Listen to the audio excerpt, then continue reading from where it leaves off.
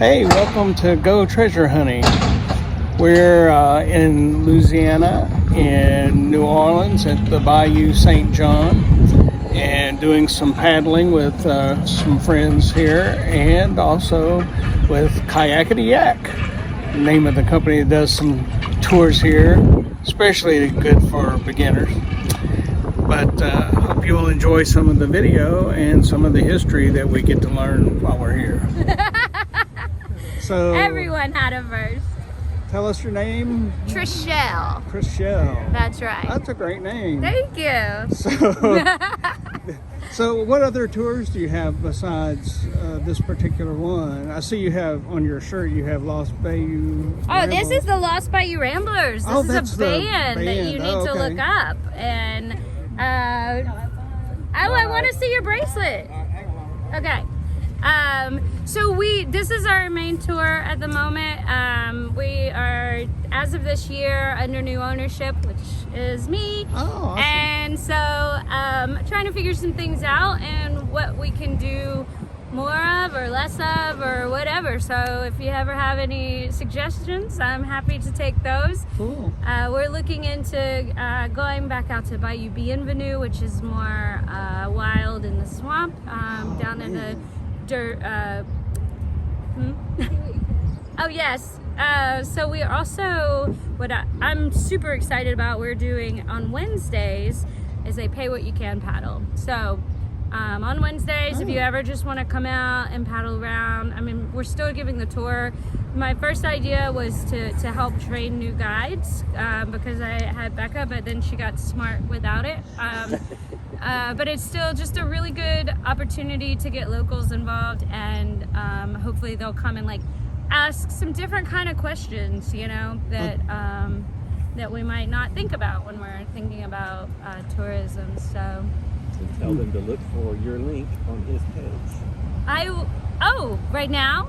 We'll edit it. Okay. Say look for our link on Lewis's page. Kayak-iti-yat.com. Look for our link on Lewis's page. Come see us. And love.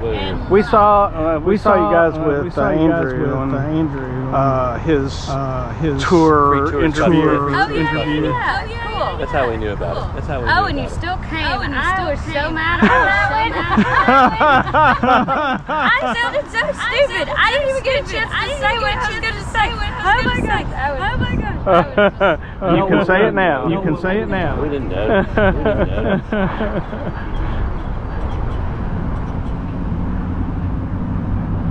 I think only brought one tandem, didn't they?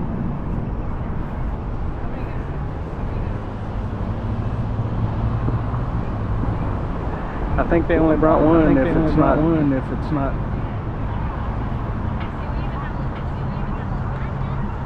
They have one on the trailer. You'll be fine. You promise. Probably so. Oh, you will. You will. Look, we all have life jackets.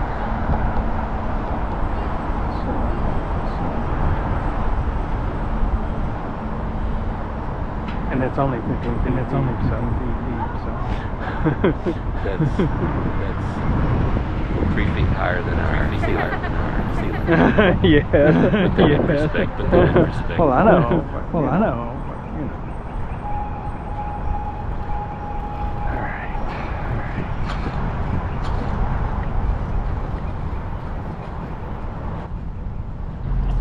We suggest that you wear one. We do have to have them on the boat. That's the legal Louisiana law there. You know, to protect the boat. All right, so 1, 2. Anyone else?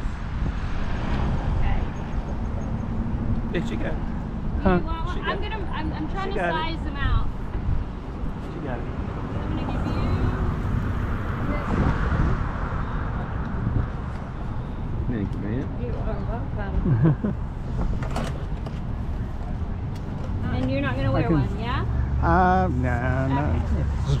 I'm not gonna wear one if that helps. And then you can probably wear a regular one.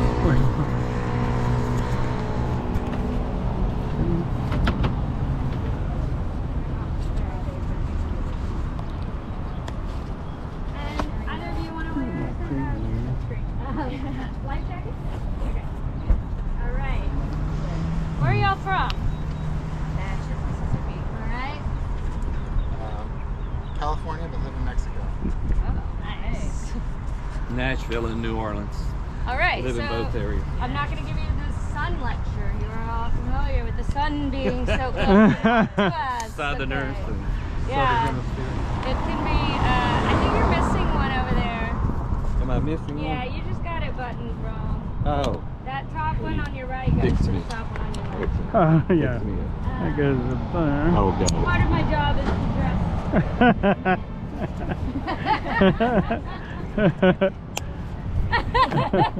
You gotta share all these recordings with me. I will. I have a YouTube channel. Even when he had snap wrong, that was good. Did you do that? I got, well, yeah, I'm sure I got some of that. Actually, let me That help shows you you're having a because good you're time. Oh, still, neat. Oh, you still got. you got this one, like, That He's means supposed to you're be the having a good expert. time. you look like you're already drunk, man. That's right. We're in New Orleans. Yesterday I was. Well, if you live in New Orleans, you may well be. It's like, well, I had breakfast. What do you expect? Yeah, we were just talking the other day about how we need to start taking more videos for our social media. Invite him. All right, invite it. Mm-hmm. There you go. Thank you. If you need a little more breathing room, do that one. I can breathe. All right. Okay, everybody, welcome. It's been a really funny group to show up because usually people don't show up so confused, and everybody's like, "Where's the kayak people?" So that was fun. I like to be surprising. All right, and so remind me again. We got a newbie. Which one of you? You're new.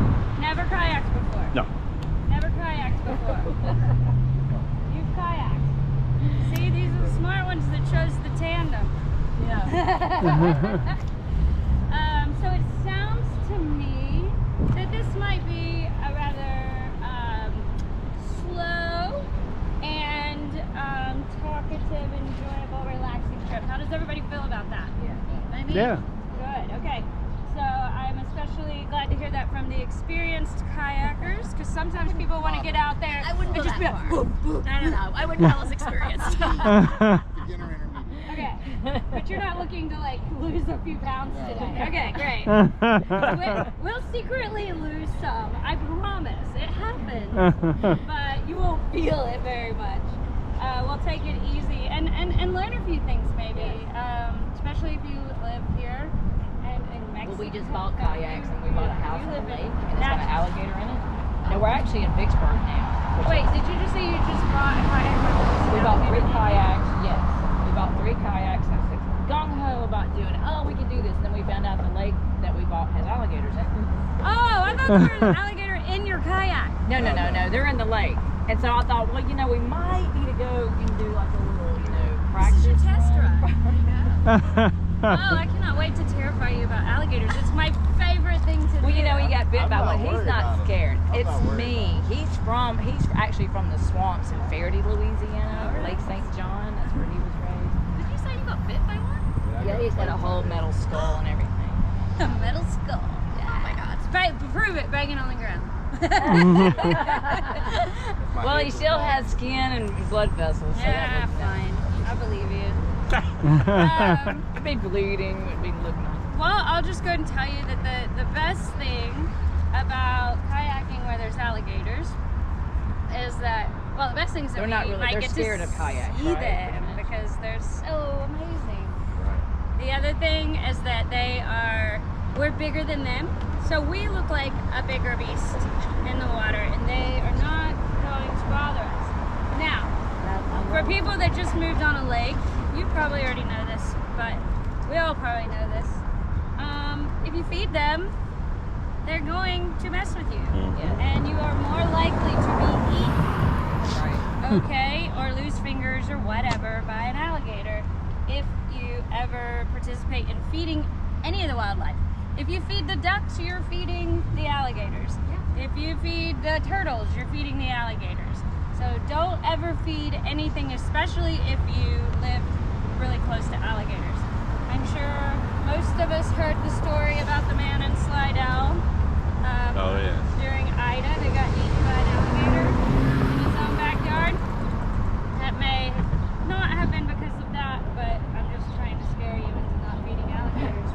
That was a big displaced alligator due to a flood, which also causes. That's kind of how I feel when I get displaced. I want to eat everything. Right. So, same like the alligators. All right, let's move on, or I'll talk forever. I'll prove that on the water. Is that y'all's car? No, am I supposed to park over here by y'all, by the way? I'm not gonna get towed parked by the fence, am I? No, probably not. It's your own risk. We have no designated parking, but people park there all the time. So, but I am not taking. Do you know what I mean? Yeah. Is that y'all's car? The black one? No, we're Yeah, down y'all there. parked over there. Where? Where are y'all parked? We're not. You're not parked. Cool. I just thought it was. You can steal it. It's not a bag. GoPro, stop man, recording. Whoa. Alright, so then this man. I hope we get a review from you. Yeah. Yeah, I'm gonna write a good review. Okay. You got it. Fantastic work, sir. Find those foot pedals. And incoming. Oh, sorry. The one I forgot on. Ready for this? Right. Stay in the middle. No dancing. No dancing.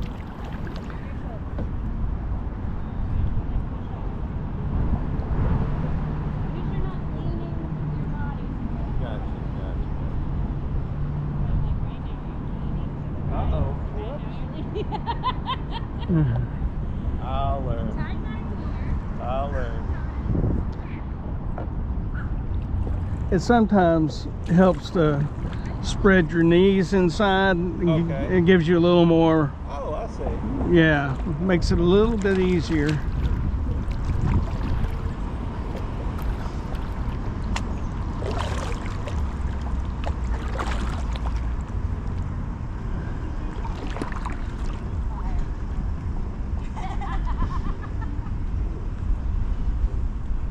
I see what you mean. Stand up straight. Sit Huh. up straight. Yeah, oh yeah. Use the,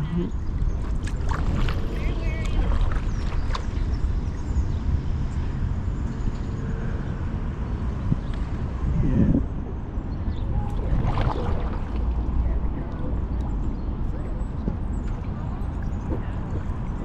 GoPro, stop recording.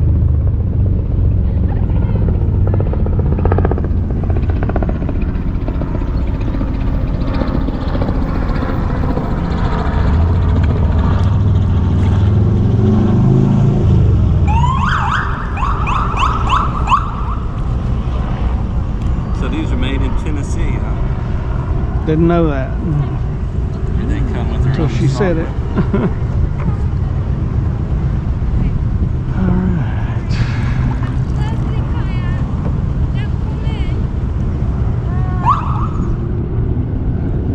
Tell me what to do. Listen. Y'all ready? Yep. All right. Let's go. We're gonna go this way. Okay. Turn that paddle around towards you. See? Turn it towards you. Oh. There you go. Got it, girl.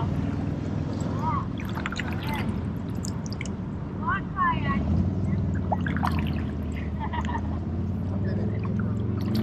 Okay. I tell people all the time, I'm like, the sure way to ensure that you'll never get in the kayak again is fine.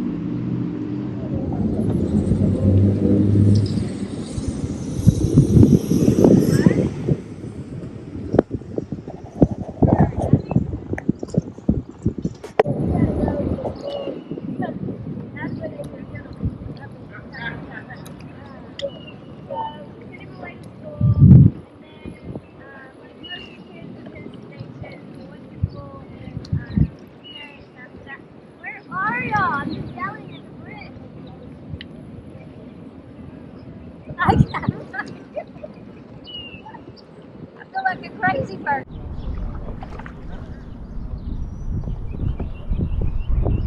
Oh, that's so exciting. I'm so glad you did. Good job, Colin. Wow. Long way. First thing. Paddle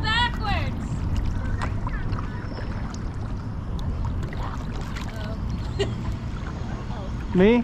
No, behind you. Oh. You gotta get this on video. You're gonna want this. Yeah. Thank you for the you just got off. Oh no. Come on over.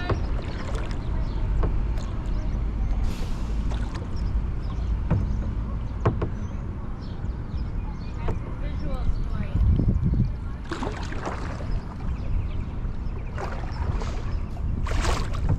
Hmm.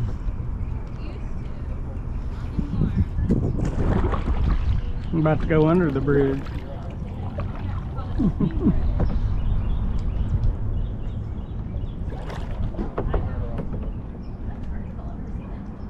Head out kind of that way because the water will bring you this way.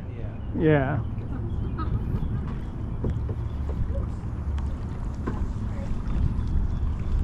Alright. TK. What is your name? Taj. Taj. TK and Taj. Alright. Probably, I don't know if I'll remember those more or less, but they're different. Like the Taj Mahal? Yes. You're big like the Taj Mahal. Sometimes I just open my mouth. Back up over here, Brent. Yes.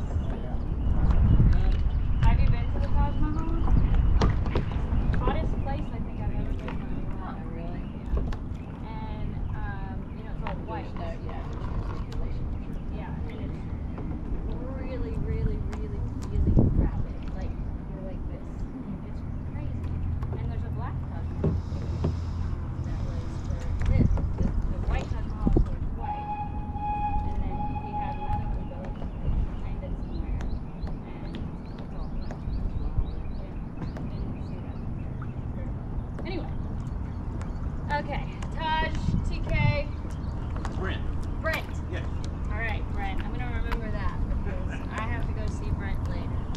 Where you going, Brent? I don't know. Okay. You're gonna come over here. Come over here in front of Taj and come towards the front of my boat.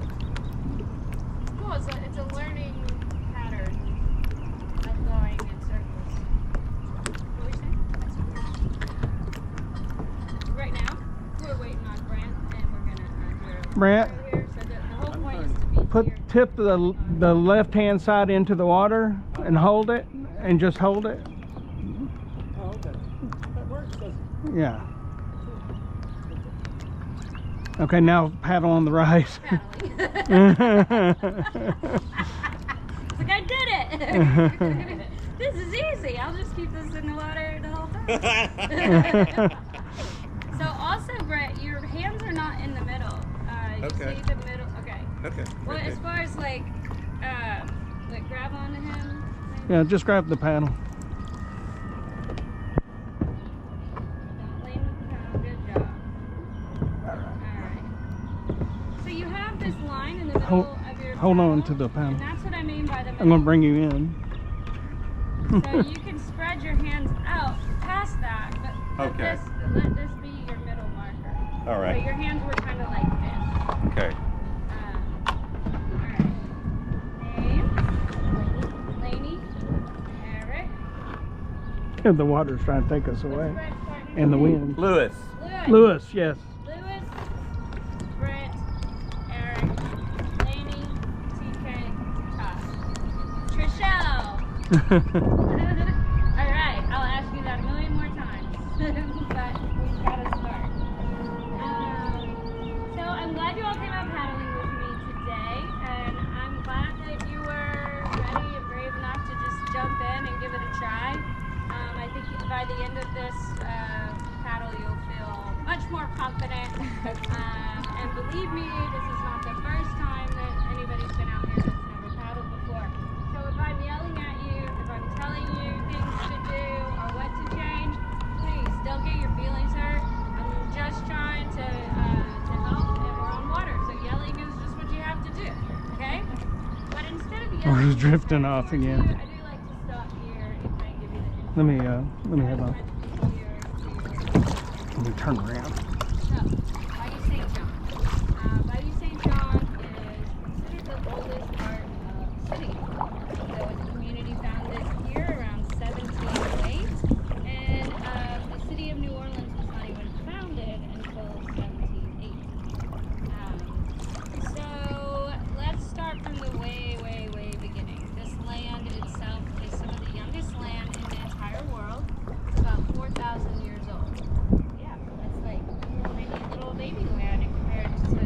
Can you try to come up beside me?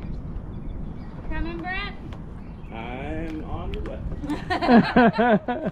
When you get over here, just grab onto something. Now, when I say grab onto something, I mean something outside of the boat. Right. Don't get too kinky with it. Just grab onto the bridge or another boat. The bridge works real well. Okay, great. There you go. So we got some really young land here, built by the Mississippi River.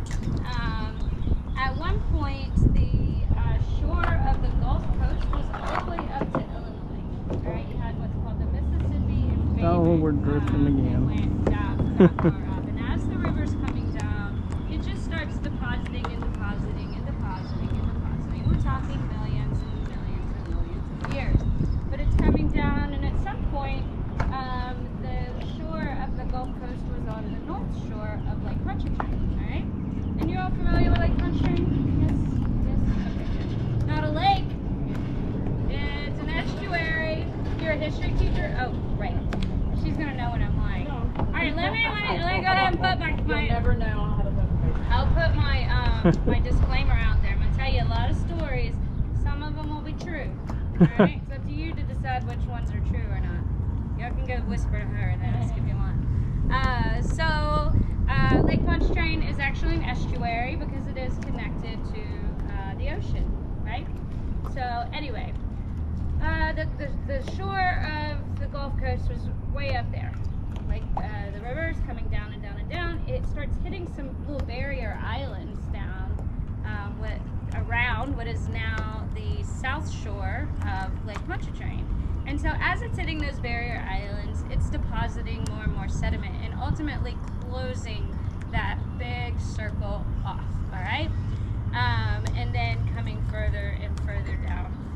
So that is a very rough explanation of how Mississippi River came down, formed Lake Pontchartrain, and the area down here. So without deposition, you don't have land building. And I won't get into this part of the information right off the bat because it's all doom and gloom. But I am very, very interested in the environmental story here. And so if you're especially interested in that, make sure that we don't forget that and talk about it later. I can't imagine that we're going to. I'm sorry, you didn't hear from the beginning. What was the first thing you said? I didn't hear the beginning. Oh, it was on this tour. There's something about algae or like Yeah, we will talk about some invasive species. We've got water hyacinth, salvinia, alligator weed, like all these things, and yeah, that's definitely a part of it. But the land loss issue has been going on since the beginning of time, in the sense that if there's no depositions, there's no land, and now the Mississippi River has been completely controlled, and so there is no more deposition. So I'm sure you've heard about a lot of issues with land loss in the region, and we'll discuss later about why that's so important to think about and what the outcome of that could be and could not be. But first, we're going to talk about the fun stuff, colonization, where everyone was happy, right? Oh, I got that wrong. We're getting hot. So there was already a huge amount of people living here before the Europeans got here. Obviously, these were Native American people. When the Europeans got here, they were able to count about 40 different nations in and around the region. So that's a lot of people, and that's a lot of languages.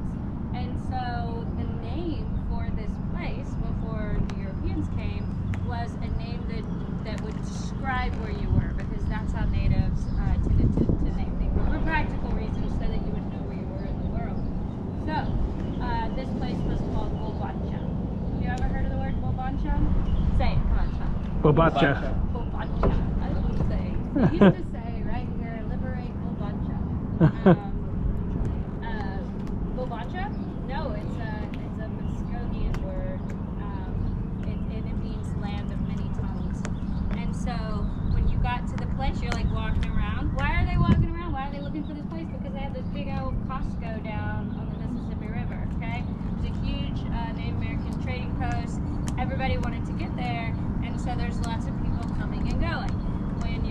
looking for the area, and then you finally get somewhere, and there's a lot of people, and they're all speaking different languages. You're like, Bobancha, I've made it.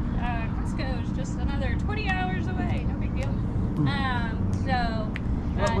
What was the origin of the word again? Bobancha? Yeah. So I think it's a Muskogee word. Muskogee, Indian. Okay. Or Mobilian. More like maybe Mobilian, but I'm not 100% sure about the actual history of the word. But I do know that when they have this big trading post here, they had another one over here, and when you have all these different people speaking different languages, it can be complicated to trade like that, right? So I ended up developing a trade language, and the trade language is called Mobilian jargon or Mobilian trade language, simply. And Mobilian jargon was a mixture of like Cherokee, Choctaw, Muskogee. There's some French words in this language, some Spanish words, maybe some English words along the way because it was a developing language. But that was what they used in order to trade effectively. This bayou, the word bayou is also a Native American word. That means it's called Bayou. So Bayou Shupik is the original name of this body of water. And a shupik is a type of fish, and they're still around today. So if you're interested in languages, I'm very interested in these languages. I do have these neat little dictionaries printed out for you if you'd like to take a look. You can say cool things like Ino Pisa Chakchova. I see an alligator. Or you can say very useful phrases like raccoons are very smart. There's a lot on here. It can really take you through your day. Basically, it's a bunch of things that you may see on the bayou today. So if you'd like to look at one, just let me know. I'll go ahead and give that to you then. And you can also take a picture of it and take it home with you. So here we are in about 1795, all right? I just want to give you a general layout of where we are. So this map, it shows Lake Pontchartrain up here. This is Bayou St. John here, and we are about right here right now, okay? This here is Bayou Road, and Bayou Road led all the way to where the French Quarter would be, where it is now, up to the big Costco trading post that was there before. And this is the back entrance into the area. Before all of this, people were trying, or not people, Europeans were trying to come up the mouth of the Mississippi River. There were a lot of problems with the mouth of the Mississippi River. One of the problems was just finding it, because there's lots of wetlands down there. Okay, the wetlands aren't new. They've always been there, and they used to be much bigger. So finding the mouth could be really complicated. There were some explorers who had actually been down the Mississippi River before, came back to find the mouth and go up and form this colony, and never could find it. Ended up in Texas, Matagorda Bay, hello, and decided to go the rest of the way on foot, and got killed by all of his men, and then all of his men died. But we have Matagorda Bay now. That was LaSalle, if you ever hear his name come up. And then up the mouth of the Mississippi River, from there to where the city is now, is only about 90 miles. Not that far. They literally just came across the entire ocean, all right? But 90 miles up the mouth of the Mississippi River was very, very complicated. There were these underground shoals. They're running ashore left and right. Everything was a problem. This is a really mighty river. So sometimes it would take them up to 2 months, if they ever found the mouth, just to get up that 90 miles. So that was impractical. And so our founder, Bienville, was the younger brother of Iberville. You've probably seen all those names around town. He was about 18 years old when he came down here, but he was already a very trained, like, badass military man, okay? An 18-year-old back in the 1600s, I guess, was a grown-up man. And he was super cool, and one of the reasons he was super cool is because he was covered in tattoos. So Bienville,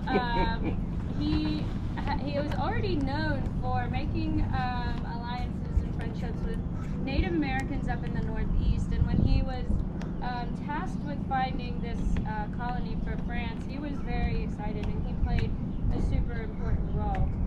So being tattooed like this basically gave him a ticket into areas that other people might not have access to.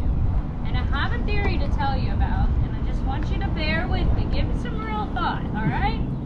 So you know about Bourbon Street, I'm sure. On Bourbon Street, show me your tits, right? And they throw you some beads. Well, my theory is that all started with Bienville, and it was supposed to be show me your tats. And they're like, yeah, we'll trade with you. Here, give him some beads. Right? Good theory, right? Makes perfect sense. Uh-huh. Yeah, you're on board. I was gonna say it like that. Totally on board. Yeah. So they say Bienville would strip down, take his clothes off, and fight like the savages, alright? So he was very comfortable. He learned their languages, and literally, I'm not gonna, blow too much sunshine on this man. I'm sure he did some very, very bad things, but also he was the reason that the colony survived because of his alliances with the Native Americans. And if that wasn't the case, all colonists would have died. In fact, everybody that was brought over here in the very, very beginning just died. I mean, died. It was a terrible place to live. Just imagine for a moment, you're walking around, this continent, and you're like, I'm gonna go down to this place I've heard about. And then you get somewhere where everything is covered in water, mosquitoes, snakes that want to kill you, bugs that want to kill you, dinosaurs in the water, okay? Everything is terrifying and hot and oppressive. And they were like, this seems cool. Let's stay here, right? It seems insane. So when these really, really white folks got down here with their sensitive pale skin, they just didn't make it very long. And it is true that this city was built by prisoners, basically, in France. They were given a choice. You either spend the rest of your life in prison, or you can go to Louisiana. And in a lot of cases, they might have done a lot better to have spent the rest of their lives in prison in France, but they came here instead, and here we are. So, That's in a film where they wanted to do something really bad, Louis XIV, and his brother said, let's banish him to Louisiana. Oh, yeah? Yeah, he said, don't kill him, just send him to Louisiana. Yeah. What film is it? What is that? It's that series. What was that series? You're It's a asking. mini-series. Okay. Yeah. Like the Tudors or something? No, it's about Louis XIV Oh, Louis. and Okay, Versailles. let's get to Versailles. the right, Versailles, the right that's what it country. is. You're right. Sorry. Versailles. England. Versailles. Yeah. Versailles. Yes, I've Yes. seen it. I loved it. Yes, his brother said just banish him to Louisiana. Ah. Well, I think that we could still do that to a lot of people that hate it just as much. Anyway, so here, let's go back to this map. Here we are, Bienville, because of his connections. They were like, hey, you don't see any of us going up the mouth of the Mississippi River, right? And he's like, yeah, that's what I want to know. And so they're like, cool, I'll show you. Show me your tats. And so he showed him his tats, and they're like, we'll go. So they go around the boot of Louisiana into Lake Bourne, into Lake Pontchartrain, and from Lake Pontchartrain into this body of water that connects all the way up around this bend that we're going to go around in just a moment. And then they would get out of their boats and portage on a high ridge that went through the swamp 2 miles down to where the French market is today. All right, all of that took about 20 hours. 20 hours versus 2 months, it was like a bullet train. 20 hours was a fast trip back then, so they were like, yeah, we got this. This is where we're going to build our city. Problem solved. Little tidbit about the French market touts itself as being the oldest continuously running blah blah blah blah blah whatever. That's only because it was first a Native American market and a French market, and we were under Spanish rule for quite some time, and now it's all made in China, and that's how they get to say they're the oldest whatever. So if you look around you here, all these beautiful houses, all these lawns, obviously not a thing back in the 1600s. 1800s or the 1700s, as this map will show you. All these little stipples here, this is all swampland. So everything you see around here would have been complete swamp. In order to build something on any sort of dry land, you had to go closer to water. So that is a little counterintuitive, but just like the Mississippi River, these smaller bodies of water also were land builders. So they would overflow their banks, deposit their heavier sediment on the side, building these natural levees, and their lighter sediment further out, which would make the swamp. And so to avoid much water, you go closer to water. And then everything behind them was complete swamp. And so it wasn't until they could learn how to drain the swamp that they were able to have the multitude of people that we have here today. And I think we've pretty much expanded into all the areas we can. I don't ever anticipate. The city of New Orleans is not going to get bigger. It will get smaller for reasons we'll discuss later, but it will not get bigger. Anyway, I guess that's probably a good place to start. I told y'all I could talk forever. Sometimes you gotta tell me to shut up. But real quickly before we go into this bridge, I'll tell you just to imagine this swamp a little different, all right? Imagine this bayou a little different. It would have, I'm assuming you've all been. Water hyacinth is actually a very, very invasive species.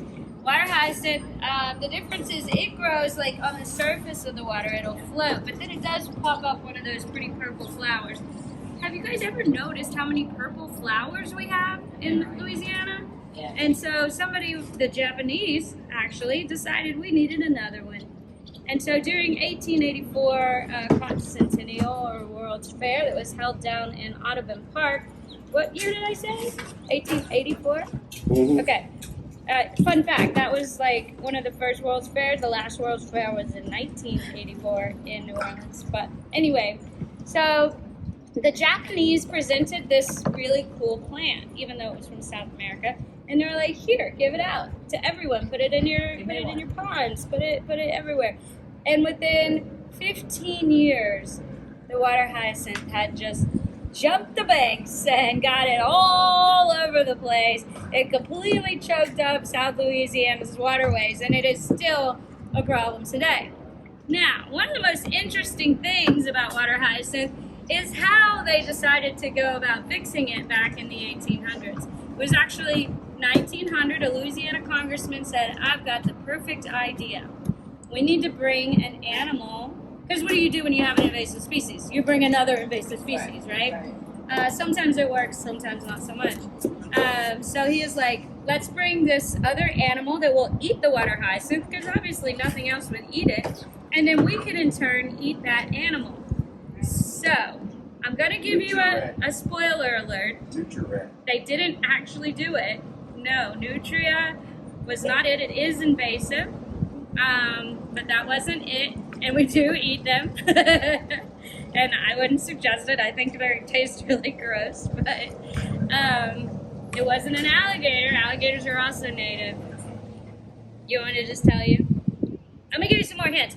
One of the biggest is a very, very large animal. It's an herbivore, and it's responsible for killing more humans than alligators. Wild boar? No, but those are also invasive. Hippopotamus! Ding, ding, ding! Oh, So wow. they're like, yeah, it's cool. Let's just bring hippos here. Somebody much smarter than him, probably his wife, said, that's a dumb idea. So they didn't do it. But I can't really blame him, because can't you imagine, like, hippo cracklings? Or hippo etouffee, hippo jambalaya, hippo boudin-balls. They had me at hippo cracklings, but whatever. It would have been a bad idea. Hippos are really aggressive and very territorial, so because of hippos, we still have a problem with the water hyacinth. We like hippo soup. Is that gumbo soup? Oh, yeah. Hippo gumbo. Hippo gumbo. That's a nice treat.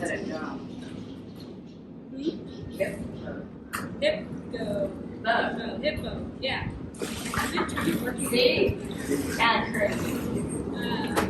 give you a what? So we get to enjoy these waterways today because we don't have hippos. Now there's that guy down in Colombia. He was like, I want hippos, and now there's a bunch of cocaine addicted hippos. Oh, running Pablo Colombia. Escobar. Yeah, Yes, that's right. Yes. So see, I had a friend from Colombia. He encountered some of those people. oh yeah, Yeah. Do you ever make any hippo cracklings? No, Ah. not that I'm aware of. Alright, better like next time. That's where Hilda's from too. Oh, that's right. So anyway, water hyacinth's been a big problem. We don't have a lot of it down here on the sand this year. We do have a lot of salvinia. I can show you as we go by. That's the stuff that is much smaller. It's growing really, really on the surface of the water. Left unchecked, it will definitely come and cover the entire waterway and suffocate everything that's down below. So You know, when they open the Bonnie Carey spillway, the water hyacinth shows up down here. yeah, Yeah. big time. And if left, the way that we keep it in check is once a month we come out here and we have a physical cleanup. We take it out by hand, put it on the banks, and then the Schmellies comes out and does composting of it. So that's a way to keep all the pesticides and herbicides and stuff like that out of the bayou. Otherwise, it would all be dead. But yeah, water hyacinth is a huge problem. The alligator weed is one of those success stories where it is an invasive species, but they were able to import this other little bug called a weevil, and this weevil eats only alligator weed and keeps it in check. It doesn't get rid of it, but it keeps it in check, so it never grows entirely over the waterway. So, y'all ready? You got any questions? Are y'all ready to get out of the shade? Sure. No. It's hard to leave once you get in there.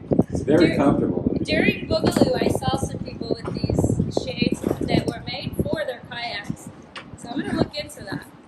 Yeah. Well, there was a lot more history involved and a lot more paddling, but to make the video a little brief, we'll just go ahead and start ending it. We had so much fun looking at the beautiful homes surrounding the Bayou St. John, and also the wonderful people that were there with us, especially our tour guide and owner, and we just had a good time, and before you know it, it was over.